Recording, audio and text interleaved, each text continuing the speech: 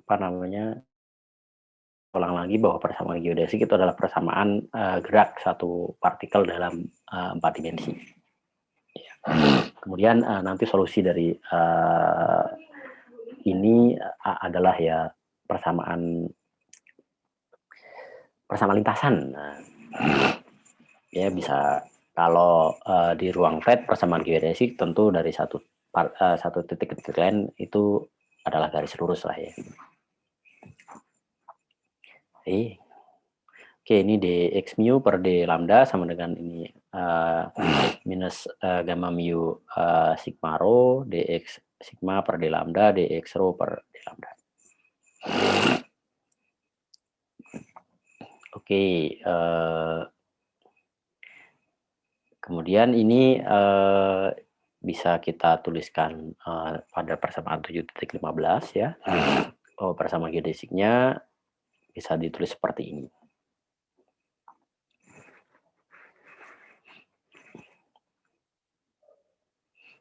Ini menggunakan simetri. Kemudian di sini ingat bahwa metriknya tidak bergantung dengan T, ya, sehingga di ruas kanan itu ketika sigmanya ini sama dengan 0 ya, itu nilainya adalah 0 ya, maka tentu di sini kita punya kuantitas yang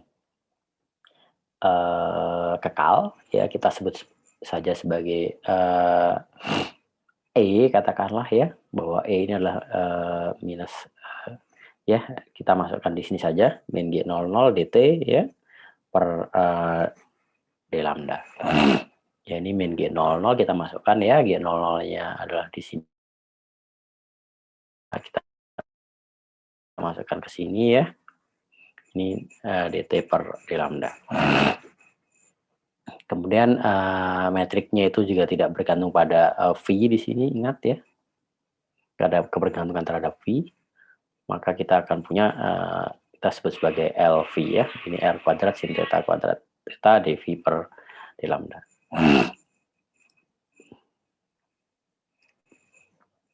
Nah, kita akan menggunakan dua kuantitas yang kekal ini untuk menyederhanakan pekerjaan kita. Kemudian ada simetri yang lain ya, itu kalau kita transformasikan dari Z menjadi Z min itu nilainya apa, dia invarian sifatnya. Artinya kalau kita mulai dari tetanya adalah pi per 2 ya, dengan theta dotnya atau kecepatan sudutnya adalah 0, maka kita akan punya theta dotnya itu selamanya 0 ya.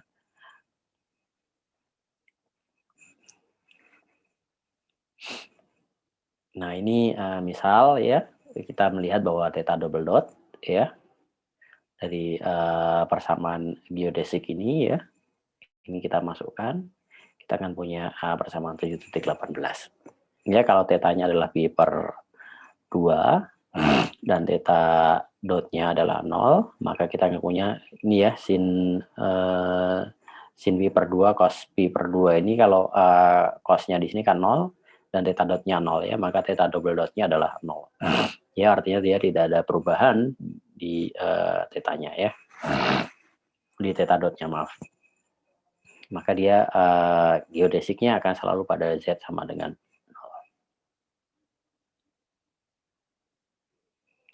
Nah, kita akan melihat persamaan geodesiknya untuk dua buah massa, yaitu massa yang masif dan juga nanti massa yang nggak bermassa, partikel tidak bermassa. Ya, kalau untuk yang massanya dia berat ya, masif, maka apa lintasannya itu akan selalu time-like ya. Kita akan melihat bahwa ini d tau kuadrat sama dengan minus ds kuadrat ya, kita punya persamaan 7.19. Nah, kemudian untuk yang massless partikel, misal untuk cahaya, ya ingat dia kita akan punya bahwa di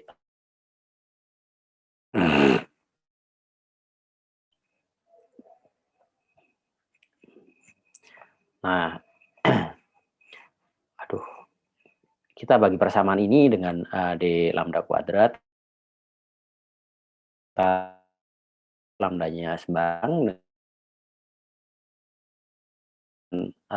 tetanya sama dengan pi per 2.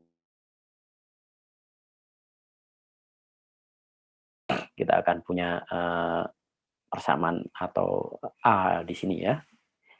Ini jadi persamaan ini, ya. Kemudian untuk yang partikel tidak bermasa A-nya sama dengan 0, dan untuk yang partikel bermasa A-nya sama dengan 1. Ya, kita bisa menuliskan A-nya itu dalam E dan LV ya. Itu seperti persamaan 7.21. Nah, persamaannya bisa kita tulis ulang lagi seperti ini ya, 7.22 dengan potensialnya itu diberikan oleh persamaan 7.23. Ya, ini hanya apa namanya? Kita pengen menyederhanakan pekerjaan kita saja di sini.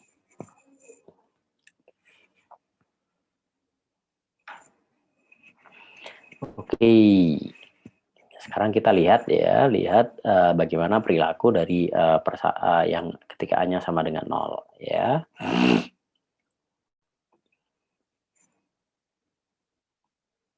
Untuk ya, mangga.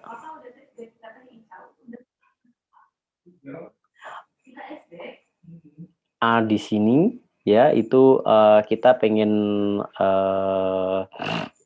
apa namanya, mencari ya satu parameter saja ya untuk mencari hubungan antara lambda di sini ya, parameter secara bebas ya, atau dan ya. Jadi kita pengen ya intinya memisahkan lah ya, memisahkan bagian yang mana apa namanya, partikel yang bermassa dengan partikel tidak bermassa ya. Dan untuk semacam simplifikasi lah ya, simplifikasi biar lebih gampang kita membahasnya gitu, daripada kita mulai benar-benar dari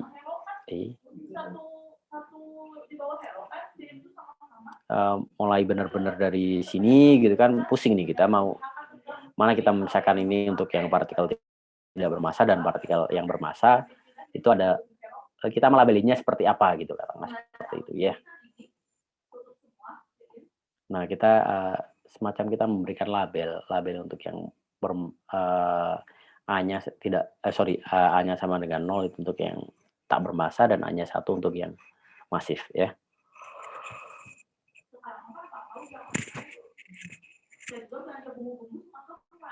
Kira-kira seperti itu.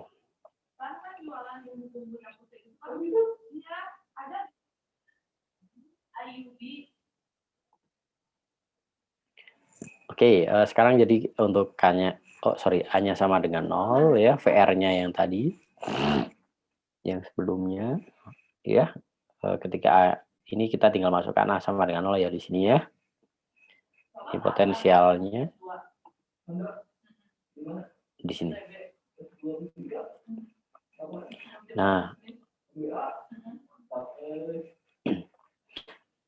apa namanya, bagian yang ini ya, ini itu diberikan oleh potensial Newtonnya ya. Ini Newtonian potensial.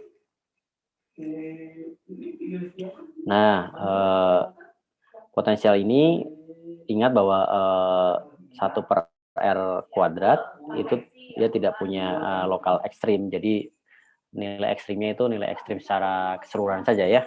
Untuk R apa namanya, di 0 atau tak hingga ya. Jadi artinya di sini bahwa nggak ada orbit untuk foton ya.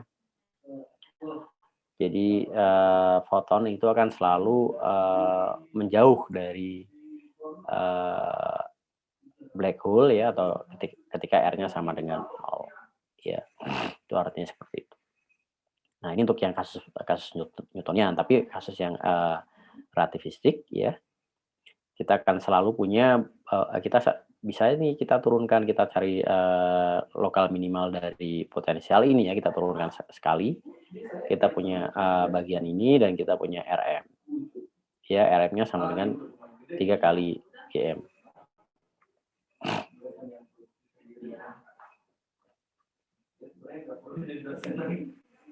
Nah, ini ingat bahwa kalau V double aksenya kurang dari 0, yaitu bahwa dia adalah nilai maksimal ya. Kalau turunan keduanya itu lebih kecil, artinya kita punya nilai maksimal. Jadi kita dia terdapat orbit yang lingkaran tapi tidak stabil dari foton di sekitar black hole pada R-nya sama dengan Rm. Ya. Nah, untuk R-nya lebih besar daripada Rm, ya artinya fotonya itu ditarik gitu, ditarik oleh black hole. Nah, untuk R kurang dari Rm, oh ya, sorry, meskipun ini ditarik, tapi fotonya itu akan escape gitu. Tapi kalau R-nya kurang dari Rm, fotonya itu akan masuk ke singularitas ya, disedot oleh black hole-nya. Nah, sekarang kasus yang kedua, yaitu untuk A-nya sama dengan 1 ya. Kita akan punya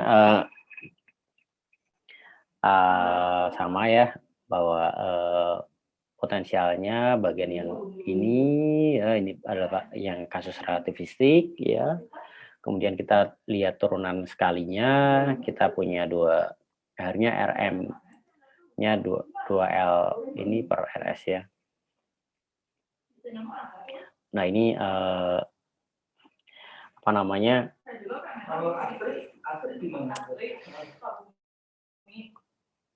Orbit yang ada itu cukup stabil, orbit yang ada itu stabil ya. Kemudian artinya bahwa partikelnya itu hanya berosilasi di sekitar titik ini ketika kita berikan gangguan. Ya.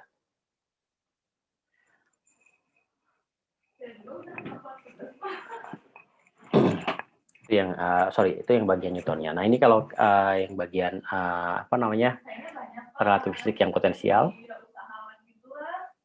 ya, kita akan punya bagian yang ini. Kita punya 2 buah ekstremum ya. Ini ada yang plus, ada yang minus ya. Nah, untuk yang V-nya lebih besar daripada V double aksenya lebih besar daripada 0, itu terdapat nilai minimal ya. Kemudian untuk yang V double aksenya kurang dari 0, itu ada nilai maksimal. Ya. Jadi ada bagian yang stabil dan bagian tidak stabil untuk partikel yang bermasa besar ini ya.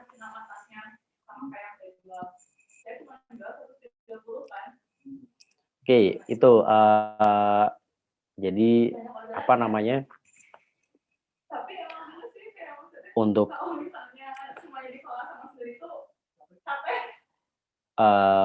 kasus yang apa namanya? Partikel tidak bermasa itu kasus yang ya kemudian itu kita akan punya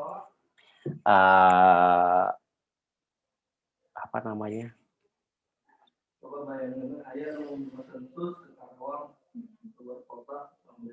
Selalu menjauh dari black hole-nya ya. Kalau kasus apa namanya? Yang relativistik untuk tidak bermasa itu kita ada limit 3 Rm ya. Kalau lebih besar daripada limit tersebut itu ditarik kemudian lepas. Kalau ada di dalam itu akan ditarik oleh black hole-nya. Nah, untuk yang kasus yang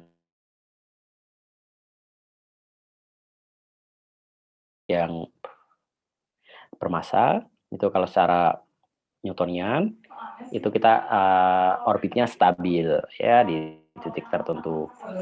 Nah, sedangkan untuk yang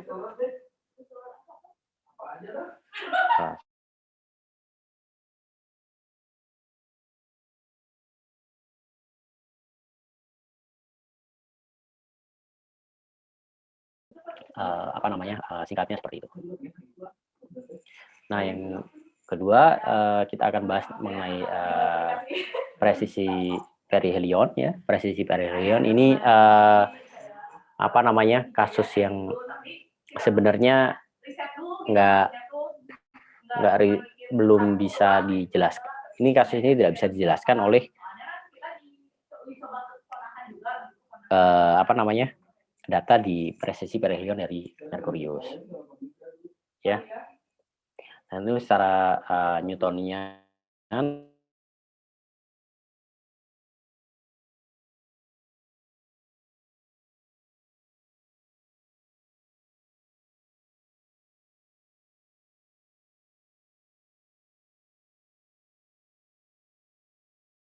selalu berharap bahwa orbitnya itu periodik ya, bahwa V ditambah 2V itu akan kembali ke RV. Tapi secara ya ini misal kita orbitnya lingkaran kan, kalau lingkaran kalian tahu bahwa di satu titik setelah 2V akan kembali ke titik tersebut ya. Tapi secara general relativity ini bukan not the case gitu. Itu ada koreksi di sini ya.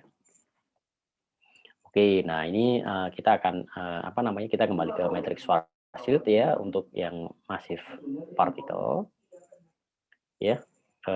Ini ada beberapa hitungan di sini ya. Kita mengasumsikan bahwa θ-nya adalah pi/2 dan sehingga kita punya LV-nya ini ya. Oke,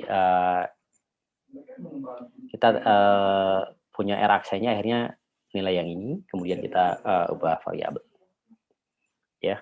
Ini sama, ini adalah perhitungan bla bla bla bla ya dari 736. Setelah kita ubah variabelnya dapat yang ini kita bisa turunkan ya, turunkan terhadap V, kemudian kita sederhanakan menjadi persamaan 7.42. Nah, kita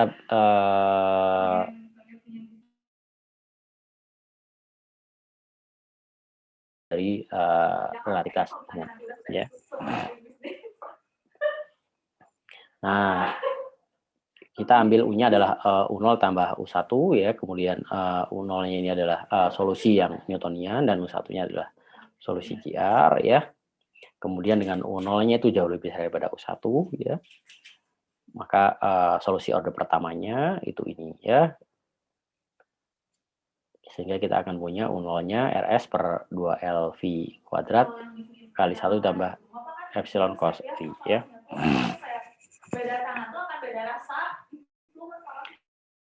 Nah, sekarang kita akan lihat yang order keduanya ya. Kita akan punya solusinya yang ini, maaf bukan order keduanya ya, order 0, ini order pertama, maaf. Ya, kita punya solusi ini persamaan yang ini ya. Sehingga kita sampai 7.48.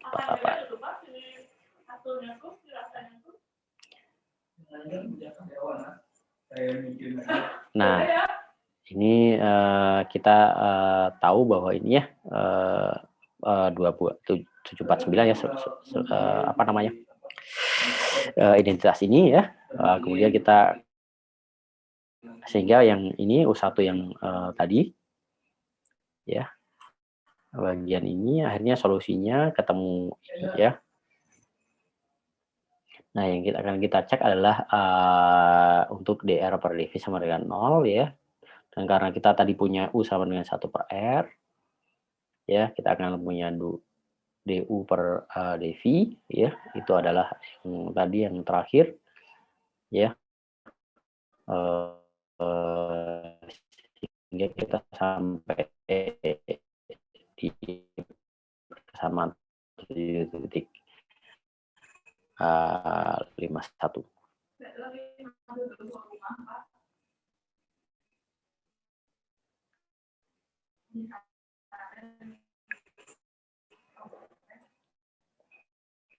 Nah, di sini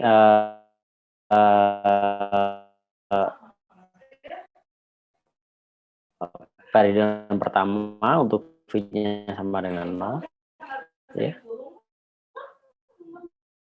Kita akan akhirnya punya V-nya adalah 2 pi per A, ya, karena ada koreksi dari relativitas umum.